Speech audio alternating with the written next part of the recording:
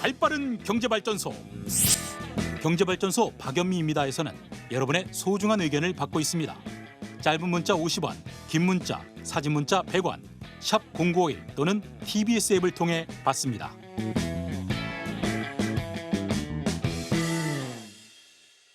네, 여러분 오늘까지 청취율이군요. 청취율 조사 기간입니다. 보이는 라디오로도 많이 보시고 청취해 주시는 분들 많으신데요. 경제발전소 박연미입니다. 응원해 주시면 저희가 올해 길게 할 수 있겠죠. 6658님 문자 하나 읽어드리고 갈게요. 34년 동안 교직 생활하고 퇴직했습니다. 제 뒤를 이어 딸이 선생님이시군요. 아침에 수지부터 서울 잠실까지 태워주시나 봐요. 돌아오는 길에 항상 들으신다는데 교직 생활에서 잘 몰랐던 경제 상식 잘 듣고 있는 애청자입니다. 무한한 발전 기원 드립니다 하셨는데 2대에 이어서 선생님 부럽습니다. 참 보기 좋고요. 앞으로도 많이 들어주세요. 그 사이에 제 옆에 손님 와 계신데요. 우리가 주택담보대출은 그 인생의 동반자 같은 거잖아요. 어디 담보대출 없이 집 하나 살까 해서 주머니에서 주섬주섬 꺼내서 집 사시는 분 안 계실 텐데 매달 증가하던 우대은행 주택담보대출이 이달 들어서 조금 줄었다고 해요.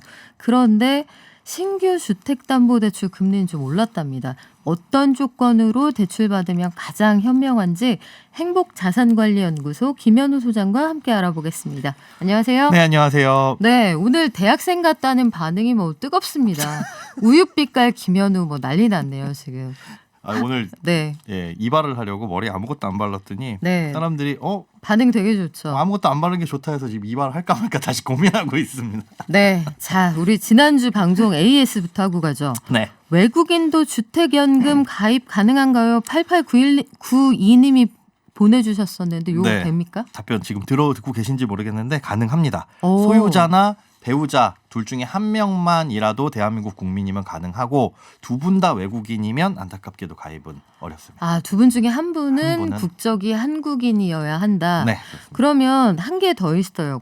주택연금은 종신제만 됩니까? 이것도 있거든요. 네, 아닙니다. 확정기간 방식도 있어요. 10년에서 30년까지 5년 단위로 나눠서 결정을 할 수가 있는데 다만 이제 연소자의 나이가 제한이 있습니다. 30년 같은 경우에는 연소자의 나이가 55세 이상인 경우, 그리고 10년형 짧은 거는 연소자의 나이가 65세 이상인 경우에만 가능하다. 그런데 이런 부분들은 확정 기간 동안 나오고 연금은 딱 끊어지는 대신에 좀 지급액이 많다고 보시면 됩니다. 그렇군요. 그러면 오늘 본격적으로 대출로 넘어가 보겠습니다. 네. 시중은행에서 신규 주택담보대출 금리가 올랐다. 얼마나 올랐습니까? 미미하긴 한데 기분 나쁜 소식이죠. 예금, 적금 이자는 안 오르거나 그냥 그대로인데 주택담보대출 신규 코픽스에 연동하는 주택담보대출이 올랐다 이런 뉴스들이 있어요. 근데 코픽스 얘기 나오면 또 경제 뉴스 읽기 싫어지잖아요. 일단 싫어지죠.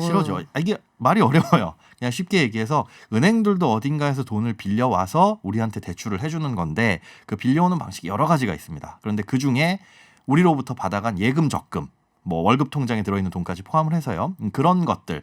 그게 이제 은행이 돈을 조달하는 방법 중에 한 가지인데 그 비용이 조금 늘어났다고 해요. 그러니까 우리한테 예금이나 적금이나 수십 출금 통장에 주는 이자가 약간 더 늘었다. 그렇기 때문에 원가가 올라가서 그를 기준으로 하는 주택담보대출이 조금 올랐다. 이런 설명입니다. 그렇군요. 네, 되게 섭섭한데 예적금 금리는 조금 올려주고 대출금리는 항상 그거보다 많이 올라가잖아요. 네, 그게 문제죠. 근데 이게 코픽스에 대해서 잘 이해하고 계셔야겠다는 생각이 드는데 그나저나 늘 우리가 고민하는 거 고정금리냐 변동금리냐 이게 짬뽕이냐 짜장면이냐만큼 심각한 고민 아니에요. 그쵸. 그리고 단가가 너무 차이가 나지 않습니까? 네. 뭐가 좋아요, 둘 중에? 이게 사실은 세상 무의미한 말이 금리가 오를 것 같으면 고정이 좋고요. 떨어질 것 같으면 변동이 좋아요. 이거는 내일 날씨가 어때요? 그러면 글쎄요. 기온이 올라가면 더울 것 같고요. 기온이 떨어지면 추울 것 같습니다. 같은 얘기거든요. 네. 사실은 이게 그렇게 방향을 예측한다고 해서 20-30년 동안 그 방향이 일정하진 않잖아요. 금리가 오를 것 같아라고 해도 주택담보대출은 최소한 10년에서 30년인데 그동안 이제 오르락내리락 하는 거고요. 짧게는 그렇다고 해서 잠깐 짐작은 할 수 있을 수 있어요. 그러니까 금리가 오른다는 소리는 많이 들으셨잖아요. 그렇지만 그게 20-30년 가지는 않을 테지만 실제로 이제 은행이 우리가 이런 고민을 할 줄 알고 어떤 선택을 하더라도 은행에 유리한 쪽으로 설계를 해놨습니다. 이미 어허. 고민 안 하셔도 돼요. 네. 그러면은 어떤 걸 선택해도 일단 은행한테 유리하다. 네, 그렇습니다. 그러면 지금 딱 2021년 4월 19일에 대출을 은행에게. 받으러 간다 네. 하면은 어떤 게 좋아요? 은행에게 유리한 건 변동금리인데 우리한테 유리. 그러면 보통 상대방한테 유리하면 우리한테 불리하잖아요. 네. 그럼 상대방한테 불리한 걸 찾으면 우리가 유리한데 은행은 좀 그렇지가 않아요. 이게 왜 그렇게 설계를 해놨냐면 자 지금은 변동금리가 대출이 조금 낮습니다. 네. 금리가. 그러면 이게 우리한테 유리한 거잖아요. 예를 들어 변동금리 대출이 2%고 고정금리 대출이 3%다. 그럼 당연히 2%를 선택하는 게 맞고 그게 우리한테 유리한데 이게 은행에도 유리하게 설계가 되어 있어요. 왜? 2%, 3% 따지면 3%짜리 대출이 은행한테 더 좋은 거 아니야? 싶겠지만 원가 자체가 다릅니다. 2%짜리는 예를 들어 원가가 0.5%라면 3%짜리는 원가가 2%인 거예요. 그래서 오히려 2%짜리 즉 그런 거죠. 수입산 대파와 국내 대파가 있는데 수입산 대파 가격이 더 싸. 근데 그 수입산의 원가가 너무 싸가지고 그걸 파는 게 오히려 파시는 분들한테 더 이득이 되는 경우. 네. 이게 변동금리 대출입니다. 그래서 요즘에 고정금리보다 변동금리 대출이 낮아서 이걸 선택을 하면 우리한테도 좋고 사실 은행한테도 좋고 그런데 마진은 이게 더 많은 약간 배는 아프지만 어쩔 수 없이 이걸 선택하게끔 만들어 놓은 그거 참 신기한 시장이네요. 네 그렇게 해놨습니다. 보통 소비자가 싸게 사면은 그 주인장은 약간 손해를 보고 보는데. 장사가 그런 건데 참 신기한 시장인데 그러면 고정금리로 대출을 받는 게 나은 상황이 더 많은 거예요? 그렇지는 않습니다. 그러니까 장기적으로 봤을 때는 리스크가 이게 좀 적죠. 그래서 정책자금 대출 같은 경우에는 고정금리로 20년, 30년짜리 상품들이 많이 있어요.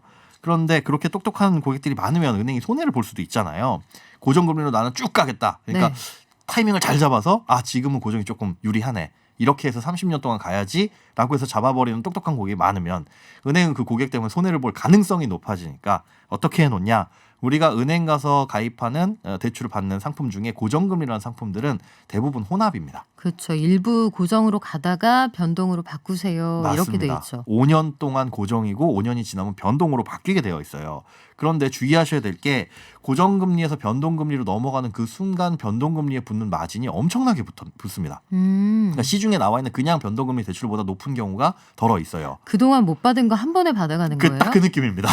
5년 동안 못 받은 거 지금부터는 이제 시원하게 받겠습니다라는 느낌이라서. 그럼 이건 조삼모사 아니에요? 예, 그래서 우리가 해야 될 액션은 뭐냐 하면 고정금리 상품, 즉 혼합금리 상품의 대출을 받았다고 하더라도 아무리 그때 당시에 좋은 조건이라고 하더라도 그 고정금리 기간이 끝나가면 대출 쇼핑을 좀 하셔야 돼요. 다른 곳 대출이 좀 더 싼 게 있는지 이런 것들을 꾸준하게 찾아보셔야 됩니다. 다른데 대출을 대환해서 그러니까 예, 갈아탈 그렇죠. 때 더 유리한 조건이 있는지 네. 혹여 그 중도 상환 수수료를 물더라도 물더라도 좋은 경우는 이제 금리가 크게 차이 나는 경우일 수 있는데 대부분 그 3년의 기간이 지나가게 되면 그때부터 이제 쇼핑을 하시는 게 좋죠. 그렇군요. 그런 금리를 어떤 게 더 유리한지 이거 일일이 알아보기 힘든데 이런 걸 좀 알려주는 사람 없습니까? 있습니다. 김현우 말고. 저 말고요. 네. 저도 그곳을 통해서 알아봐요. 네. 누군가 이제 중간에서 심부름 해주면 좋잖아요. 은행마다 곳곳 돌아다니면서 주택담보대출 경우에는 이거를 대신 알아봐주는 업체들이 있어요. 아 그래요? 네. 근데 비용이 되게 비싼 거 아니에요? 아니요, 비용은 전혀 들지 않습니다. 그러니까 이 업체들이 왜 어떤 구조로 돌아가냐? 저도 의심이 많아가지고 알아봤더니 우리가 은행에 대출을 받으러 직접 가면 네. 은행에서 받는 그 마진이 있잖아요. 그 마진 중에 일부를 이런 업체한테 나눠주는 거예요. 그러니까 은행 입장은 그거죠. 이 업체가 소개시켜줘서 온 고객이구나. 이 업체가 없었으면 아예 우리 은행을 방문조차 안 할 사람을 모셔다 줬으니 자기네 마진의 일부를 나눠주는 겁니다. 그러니까 호객을 해서 보내준다는 건데 그러면 그 회사들은 우리한테는 수수료를 안 뗀다는 안 거잖아요. 떼면 불법이에요. 그래요? 예. 그러면 그것만으로 돈을 충분히 벌 수 있어요? 워낙에 주택담보대출 자체가 사이즈가 크잖아요. 네. 그래서 0. 몇 %라고 하더라도 그게 쌓이다 보면 많이 찾다 보면 이 회사가 운영이 된다고 하더라고요. 그러면 질문 한 가지 더 할게요. 네. 그 상황에서 이분들은 수수료를 많이 떼주는 은행이 좋은 고객이잖아요. 그렇죠. 그러면 나한테 불리해도 은행한테 유리한 대출을 그렇습니다. A은행이 더 나은데 B를 권해줄 수도 있잖아요. 맞습니다. 이게 합리적인 의심이죠. 그렇죠. 그래서 저도 그게 의심이 돼서 이것저것 물어보고 따져봤더니 장사를 하루 이틀 하는 것도 아니고 그렇게 하면 저희 쉽게 망합니다. 그래서 정의심 가시면 저희 업체 말고 다른 업체도 한번 물어보세요. 그러면 이제 A, B, C라는 업체에서 동일하게 지정해주는 은행 여기가 쌉니다라고 하는 곳이 있을 거 아니에요. 그걸 실제로 다른 은행과 비교를 해보면 거기가 진짜로 싸다라는 거를 알 수가 있습니다. 교집합이 있군요. 맞습니다. 설마 전화 걸었을 때 번호는 다른데 다 한 분이 받는 건 아니겠죠?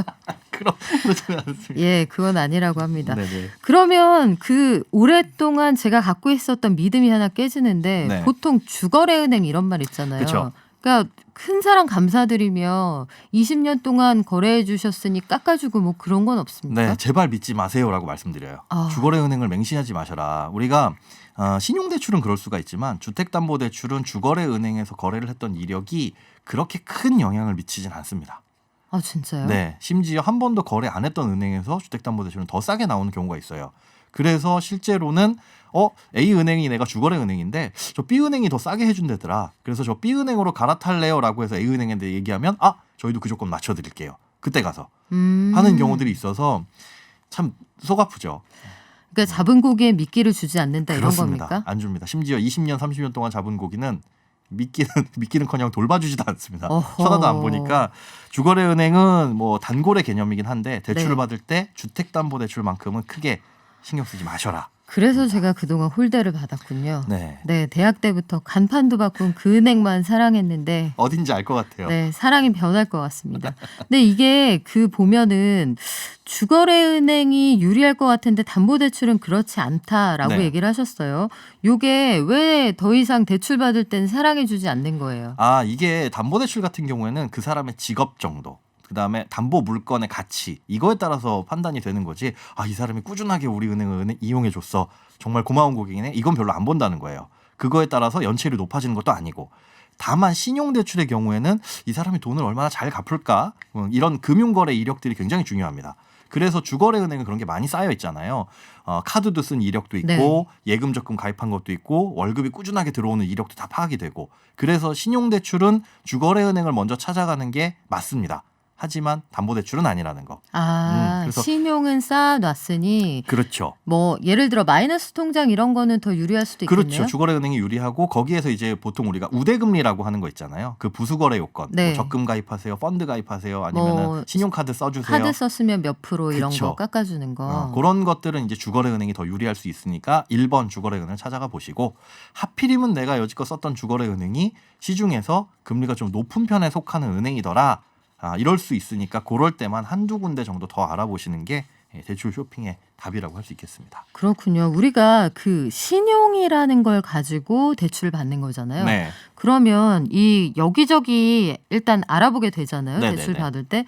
근데 여기도 알아보고 저기도 알아보면은 혹시 이 사람 급전 필요한가 싶어서 신용 점수 뚝뚝 떨어지는 거 아닌가 좀 걱정도 되는데 그렇지는 않아요. 네, 그런 걱정은 2011년에 이미 이제 사라졌습니다. 그러니까 조회만으로도 그 전에는 점수가 떨어졌었어요. 신용등급이 떨어지고 많이 알아보면 이 사람이 돈이 필요한가? 어디 돈 빌리려고 하나? 그렇게 안 좋게 생각을 해서 떨어뜨렸는데 이제는 그렇진 않습니다. 그래서 내가 어딘가에 이제 대출 쇼핑을 받아야겠다라고 했을 때 여러 가지 뭐 신용등급 조회라든가 여러 은행을 알아보는 건 신용 점수에 직접적인 영향을 미치진 않지만 중요한 거 대출이 안 나올 수는 있어요. 이게 무슨 뜻이냐? 네. 신용 점수에 영향을 안 미치는데 대출이 안 나와요? 그러니까 은행 입장에서 자체적인 기준이 있어요. 우리가 신용 점수라고 하는 건 크게 두 가지 신용평가 회사에서 전문적으로 우리의 점수를 매기는 거고 은행이 대출을 해줄 때는 그 두 기관에서 받은 점수를 바탕으로 자기네 평가표가 따로 있습니다. 여기에 이제 대입을 해가지고 우리한테 대출을 해줄까 말까 금리는 몇 %로 할까 한도는 어떻게 할까 이걸 결정하는데 은행 자체 기준 중에 여기저기 대출을 알아보고 다니시네 이 고객님이 그러면 좀 위험해 보여. 돈이 좀 급해 보여라고 생각해서 자체 기준에 의해서 대출을 막는 경우가 있어요. 그렇기 때문에 대출 쇼핑한다고 진짜 꼼꼼히 시간 할애해가지고 발품 파시다가 대출 거절이 나는 경우가 있으니까 네. 너무 많은 곳은 알아보지 마셔라. 주거래은행과 한두 군데 정도. 아까 말씀하신 것처럼 그런 업체를 통해서 금리 비교를 누군가 해준다고 하면 겹치는 그 교집합으로 좁혀진 은행에 가는 게 시간과 비용을 아낄 수 있는 좋은 방법이 되겠네요. 네, 담보대출 같은 경우에는 심지어 담보대출은 그렇게 해도 내 신용으로 조회를 하는 게 아니거든요. 그냥 전화를 하셔서 물어보면 심지어 내 개인정보도 아무것도 안 물어봅니다. 고객님 대충 월급이 어느 정도 되세요? 어느 아파트세요? 정도 물어보고 조회를 해주는 거라 그거는 나의 신용과 혹은 나의 개인정보와는 전혀 상관없고 그다음에 신용대출 같은 경우에는 내가 직접 그렇게 알아보고 직접 넣어야 됩니다. 주의하셔야 될 건 신용대출을 이 중간에서 알아봐 준다는 업체가 있는데 네. 절대 알아봐 줄 수 없어요. 신용대출은 알아봐 줄 수 없고 담보대출만 그렇게 비교해 준 서비스를 무료로 제공한다. 그렇습니다. 요거를 기억하시면 네, 되겠네요. 신용대출을 중간에서 알아봐 준다는 업체는 대부분 대부업체나 이금융권에서 자기네 상품 정도 취급하는 거. 이거는 알아봐 줄 수 없는 이유가 알아봐 줘 봐야 그 중간에서 남는 게 별로 없거든요. 신용대출은 금액이 작기 때문에. 네. 그래서 신용대출은 본인이 직접 좀 발품을 파셔야 된다. 그 정도. 그렇군요. 기억을 하셔야 세상에 됩니다. 공짜가 없습니다, 여러분. 네네. 그런데 그럼 얘기 나온 김에 주거래은행 얘기를 했었잖아요. 네네. 이 주거래은행이라는 게 참 모호해요. 모호해요. 이게 어디까지가 주거래인가. 사실은 네. 지금 요즘에 들어서는 더 많이 모호해졌어요. 그쵸. 예전에는 그냥 자주 쓰는 은행, 이게 월급 통장, 월급 이체하는 정도인데 그 월급이란 개념도 은행마다 조금 다르긴 하지만 어떤 날짜를 지정해서 플러스 마이너스 하루 정도에 50만 원 이상의 돈이 들어오면 그걸 월급 통장으로 인식을 합니다. 자동으로. 그래서 우리가 돈을 보낼 때 그 보내는 사람 이름 설정을 할 수가 있잖아요. 제가 이제 박연희 기자님한테 송금할 때 김현우 할 수도 있지만 김현우 메롱 이렇게 보낼 수도 있는 것처럼 A라는 은행에서 B라는 은행에 내 통장으로 보낼 때 네. 급여 이렇게 하면 그걸 월급으로 인식을 합니다. 아, 그래서 그럼 제가 저한테 급여를 줄 수도 있는 거네요. 맞습니다. 그렇게 해서 여러 개 통장에 날짜를 정해놓고 10일부터 10, 11, 12, 13 이렇게 해가지고 50만 원씩 쫙 돌리면 각각 은행에서는 이걸 다 월급 통장으로 인식을 해요. 오. 그러면 보통 이제 월급 통장에는 수수료 우대 조건이 많이 그쵸. 붙어요. 예, 그래서 재테크 카페 이런 데 보면 꼼꼼하게 재테크 하시는 분들이 그렇게 해서 저는 주거래은행 많이 터놓습니다라고 하는데 대단히 부지런하신 것 같고 와. 일단 이론적으로는 가능합니다. 그렇게 하는 게. 그렇군요. 그런 게 주거래를 주거래은행이다. 급히 만들 수도 있다는 얘기를 해주셨는데 네. 그래요. 그러면은 주거래는 그렇고 주거래은행에서 신용대출의 경우에는 주거래가 유리하다는 말씀도 해주셨는데 네. 신용점수제라는 게 도입이 됐잖아요. 그렇죠. 요 신용점수제라는 게 일단 뭔지 좀 알려주세요. 등급으로 나뉘어졌었어요. 예전에 1등급부터 10등급까지. 그쵸. 예, 그랬었는데 3등급은 되고 4등급은 대출이 안 되는. 이래서 절벽이 계단식으로 문턱 생기는 효과가 있었죠. 예, 그런 부분을 방지하고자 이제 점수를 통해 가지고 금리를 산정한다든가 이렇게 되는데 사실 이게 그렇다고 해서 피부에 확 와닿지는 않아요. 그러니까 900점이 안 되고 901점은 되고 이런 상황들도 얼마든지 있을 수 있는 그렇죠. 거거든요. 뭐 대학 갈 때랑 비슷한 거 아니에요? 네, 계단 문턱 효과가 약간 낮아지긴 했어요. 하지만 그래도 조금은 남아 있는데 어쨌든 신용 등급이라는 표현보다는 신용 점수제로 이제는 좀 바뀌었다.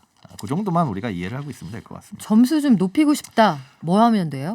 점수 높이고 싶다. 일단 해서는 안 될 것들이 몇 가지가 있습니다. 연체 절대 하시면 안 되고 이건 다들 알고 계시죠. 네. 신용카드 대금, 뭐 각종 공과금 같은 것들도 나중에는 안 좋은 영향을 미칠 수 있으니까 특히나 금융거래 연체는 절대 하시면 안 되고 그 다음에 대출 규모를 줄이는 거. 그러니까 마이너스 통장 안 쓰고 있는 거 조금 줄이는 것도 좋습니다. 다만 마이너스 통장은 아예 안 쓰는 걸 없애버리시게 되면 이거는 신용 점수가 조금 떨어질 수 있어요. 왜요? 왜 그러냐? 자, 마이너스 통장이 1,000만 원짜리가 있는데 이분이 안 쓰고 있어. 그럼 신용평가 회사에서는 뭐라고 보냐면 여유 좀 있는 분이네.